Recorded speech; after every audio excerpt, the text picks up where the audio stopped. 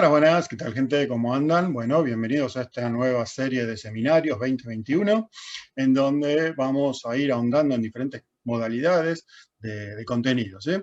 Hoy vamos a arrancar con el seminario número 17, vamos a hablar sobre HIIT y sujetos con obesidad, ¿no?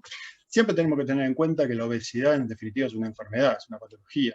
Por lo tanto, va a tener consecuencias esa enfermedad. Por lo tanto, no se puede entrenar de la misma manera a un sujeto con obesidad que a un sujeto que tenga sobrepeso y tampoco a un sujeto que tenga peso normal. ¿Vamos? Algunas características que se pueden dar, se pueden ir desarrollando como comorbilidades dentro del proceso de la obesidad, podemos nombrar principalmente una resistencia a la insulina, ¿sí? Muy problemático, sobre todo como elemento de etiología asociado a la diabetes tipo 2 en sujetos obesos. Problemas cardíacos, hipertensión arterial, muy relacionado con la disfunción endotelial que se produce en los sujetos con obesidad, apnea de sueño, problemas de sueño, dolor corporal, principalmente en el aparato locomotor, sobre todo en la región lumbar de la columna, en las rodillas, en los pies, alteraciones en el apoyo de los pies, reflujo también gastroesofágico. O sea, hay muchas consecuencias que te trae la obesidad, ¿sí? Y no solamente hay que verla como un elemento que el sujeto tiene un sobrepeso o un aumento en cuanto al tejido adiposo, ¿sí? Ahora, ¿qué es lo interesante? Lo interesante es que nosotros vamos a trabajar con ese tipo de personas. O sea, vas a tener una persona que tenga todo este combo.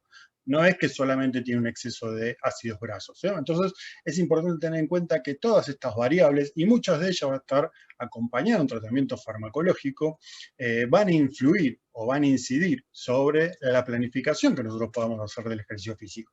En definitiva, lo que sucede es que el tejido adiposo, los adipocitos se van hipertrofiando progresivamente a medida que van generando mayor reserva, y llega un momento en el cual es tan alta la hipertrofia que empieza a generar también una hiperplasia y empieza a generar un detrimento en función de su capacidad de metabolizar, ¿sí? O sea, está comprometida la vascularización sobre el tejido adiposo, más allá de que hay una angiogénesis, pero está comprometido, es como que disminuye la posibilidad de oxigenarse correctamente, y eso obviamente, como el tejido adiposo es un derivado del tejido conectivo, va a generar un proceso inflamatorio, la secreción de determinadas sustancias químicas que se denominan citoquinas, que van a ser proinflamatorias. Entonces, lo que vas a observar es un aumento en aquellas sustancias proinflamatorias que son derivadas del tejido adiposo y por eso se llaman adipoquinas, que van a aumentar en detrimento de otras sustancias que son antiinflamatorias que van a disminuir,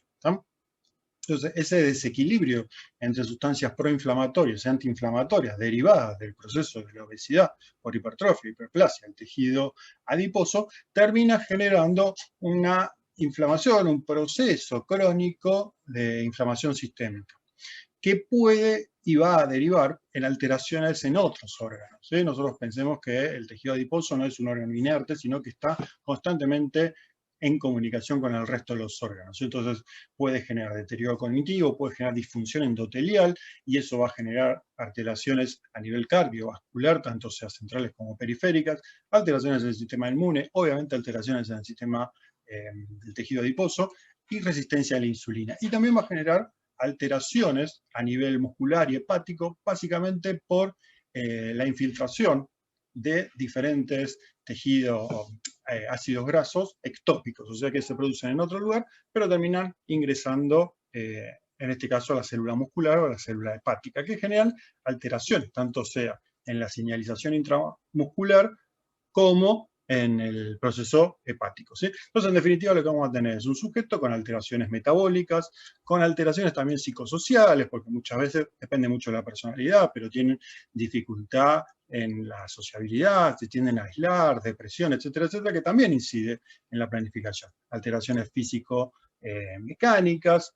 Entonces, en definitiva, lo que tenemos que tener en cuenta es que acá estamos trabajando, o deberíamos trabajar en un equipo interdisciplinario, en donde tanto el médico, el nutricionista, el kinesiólogo y el psicólogo nutran por medio de su anamnesis la sesión de entrenamiento que nosotros vayamos a hacer y la programación de ese entrenamiento, ¿sí? En el caso de la obesidad, dentro del aspecto que a nosotros nos interesa, vamos a encontrar que el músculo tiene una disfunción contráctil. ya tiene una menor capacidad de contracción. Eso va a generar fatiga prematura, disminución de la fuerza y disminución de la potencia muscular. Y en definitiva va a terminar generando una disminución en la capacidad funcional, ¿sí? Va a aumentar el riesgo de lesiones, va a aumentar la limitación sobre las funciones normales, va a cambiar el reclutamiento de unidades motoras, va a alterar la cinemática del movimiento, valga la redundancia, va a haber un aumento en el depósito de grasas intramuscular, va a aumentar las fibras rápidas en detrimento de las fibras lentas, principalmente porque hay una disfunción mitocondrial, ¿no? Que a su vez tiende a generar una resistencia a la insulina. Va a bajar la velocidad de contracción, va a aumentar la masa muscular, grasa dentro de la masa muscular, va a disminuir el reclutamiento, como les decía antes, va a disminuir la fuerza específica y va a disminuir la sensibilidad del calcio. O sea, hay un montón de consecuencias que se termina provocando, ¿tá? Por lo tanto, debemos recordar lo que vimos en el seminario 12 sobre la importancia de la masa muscular en relación a la implicancia cardiometabólica, ¿sí? ¿Y nosotros qué vamos a hacer? Nosotros vamos a aplicar ejercicio físico. Y el ejercicio físico lo tenemos que ver como un elemento que estimula, desde el punto de vista mecánico-metabólico, la activación de la comunicación intracelular, que en definitiva va a generar factores de transcripción que van a provocar unos cambios dentro de la célula muscular, potenciando la biogénesis mitocondrial y la mitofagia, que es un reciclamiento, digamos, de la mitocondria, potenciar el trófimo muscular, la calidad muscular, la señalización muscular y la capacidad funcional. Teniendo en cuenta que hay muchos de los genes que muchas veces no se expresan en sujetos que tienen alteraciones metabólicas. ¿Cuáles van a ser los objetivos nuestros? Primero, mejorar la capacidad funcional del individuo. Después, mejorar la potencia oxidativa, ¿sí? Después, mejorar la síntesis de proteínas intramusculares. Y lo último, que acá es donde entra en forma importante, quizás también el concepto del HIIT, es mantener la adherencia al programa de ejercicio físico terapéutico, que muchas veces en este caso tienden a no mantenerlo. Y ese es un problema porque no se sostiene a largo plazo. ¿Qué es el HIIT? Bueno, el HIIT, muchos de ustedes seguramente ya lo conocen, es la sucesión de trabajos a alta intensidad con pausas cortas, ¿sí? El HIIT se ha propuesto como una alternativa eficaz, como acá le pongo, al entrenamiento continuo, característico de años anteriores, que induce cambios similares a los producidos en los trabajos continuos, ¿sí? O sea, el HIIT produce beneficios similares al trabajo continuo característico, pero lo interesante de esto es que lo produce en un periodo menor de tiempo, ¿sí? Es un periodo menor de tiempo y a su vez genera activación muscular y a su vez genera activación sobre el proceso de biogénesis mitocondrial. Estamos en comparación al trabajo continuo, pero en el día de hoy que la gente tiene tan poco tiempo para hacer actividad física y encima a la gente no le gusta hacer actividad física, hacer una actividad reducida pero igual de eficaz suma mucho en cuanto a la capacidad de dosificar el trabajo físico, ¿sí? Entonces tengo una mayor capacidad de generar biogénesis mitocondrial, una buena masa muscular activa, una mejoría en el consumo de oxígeno, que es fundamental para la utilización de los ácidos grasos, ¿sí? Y a su vez he observado que también el HIIT mejora la función endotelial, ¿sí? Que a su vez conduce a una reducción de la presión arterial, o sea que en definitiva, la utilización de esta metodología se ha observado que es propicia, ¿sí? Tanto sea para sujetos con patologías como sujetos sin patologías. Nosotros vamos a hablar solamente de la gente con patología. Bueno, acá tenemos un trabajito que tomó 4 semanas de entrenamiento de HIIT 3 veces por semana y utilizó una metodología de HIIT que es el SIT, ¿sí? El SIT derivado del test ¿cómo se llama? El test de la bicicleta, el Wingate, no me salía el nombre, que son 4 a 7 repeticiones de 30 segundos a morir. En esos 30 segundos se le puso un 5% de la masa corporal como resistencia y una pausa de 4 minutos sin trabajo. Se trabajó con 28 mujeres sedentarias con sobrepeso y obesidad. ¿Qué se observó? Que aumentó el consumo de oxígeno, que aumentó el volumen sistólico y que hubo una disminución de la frecuencia cardíaca en reposo de un 8,1%, mejorando la eficiencia cardiovascular. Otro trabajo tomó una sesión de HIIT, esto es interesante, una sesión de HIIT para evaluar la tolerancia a la glucosa. Se hizo la medición a las 24 horas y se tomó también un grupo de control, ¿sí? Una medición de control. Y lo que se hizo fue realizar, después del ejercicio, a las 24 horas y sin haber hecho ejercicio, prueba tolerancia a la glucosa, ¿no?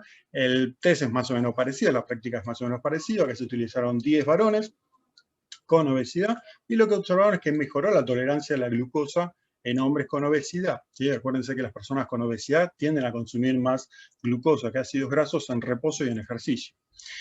Otro testeo, otro trabajo, 2 semanas de HIIT, 3 veces por semana, 4 a 6 repeticiones también, a morir, 30 segundos all out, 10 varones sedentarios con obesidad, aumentó el consumo de oxígeno, mejoró la sensibilidad a la insulina, lo cual es fundamental, está muy relacionado con la biogénesis mitocondrial, aumentó la oxidación de las grasas en disminución de la oxidación de los ácidos grasos y redujeron la circunferencia de la cintura y la presión arterial sistólica, ¿sí? Entonces, en definitiva, en conclusión, ¿qué podríamos llegar a tener en cuenta? Como estos trabajos hay 400.000, ¿no?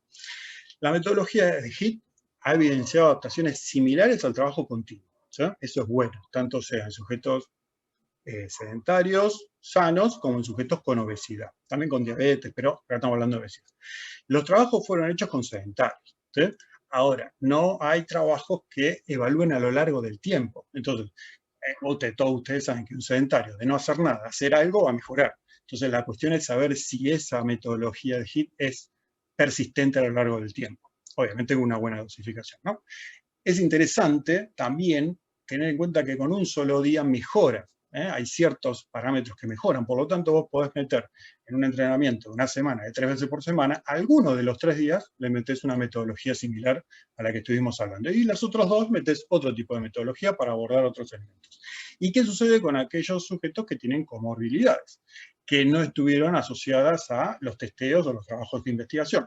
También tenemos que tener en cuenta ese tipo de característica principal. Por lo tanto, y con esto ya cerramos, que siempre tenemos que tener presente la individualidad de la carga, ¿sí? Y no repetir dosificaciones a cualquier alumno, ¿sí? No dejarnos llevar por la moda o por el interés de realizar y decir que hiciste un HIIT, sino tener una visión crítica, ¿no? Que crítica no es malo, crítica es algo bueno, o sea, analizar algo y ver qué beneficios tuviste, hacer un control de cargas diario, para verificar si el sujeto consigue lo que consigue. ¿A vos? Bueno, gente, fin del seminario. Terminamos este primer seminario, me pasé 2 minutos. Está complicado hacerlo en 10 minutos, ¿eh? Bueno, gente, espero que les haya gustado y nos veremos ya la semana siguiente. Chau, chau.